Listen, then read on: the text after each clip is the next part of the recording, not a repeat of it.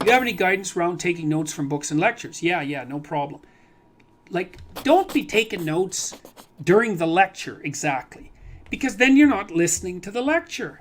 It's like, listen to the lecture and then take notes afterwards. Now, that doesn't work for every discipline, but it certainly works for disciplines. Like students in my lectures, I always tell them, don't take notes during the lecture. Listen to the damn lecture.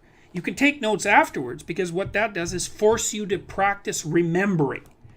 And then with regards to books, it's like, read, don't highlight, don't underline. Like that, I think that that's just rubbish. I think it's pseudo work. Read a couple of paragraphs or maybe an essay, something like that, depending on the density of the book. Close the book. Think about it. Write down what you're thinking. Write down what you remember. But in the context of what you're thinking about, because that instantiates it into your memory and puts it at hand. Like, people ask me, for example, how it is that I can remember all the things that I talk about extemporaneously when I'm lecturing. And the reason for that is because I've thought them through. You know, I read them and I think, oh, okay, well, that's an interesting idea.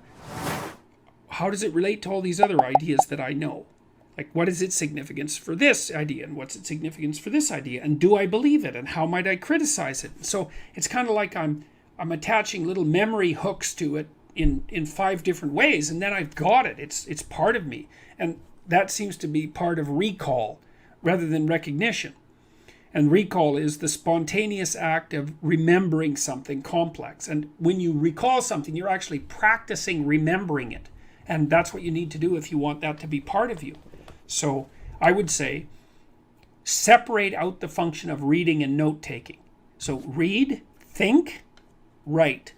But don't like read a sentence and then write down that sentence. That's not helpful. You could read the sentence, close the book, and then reformulate the sentence so that now it's your sentence, man. Then you'll remember it. Then you'll understand it. That works really well.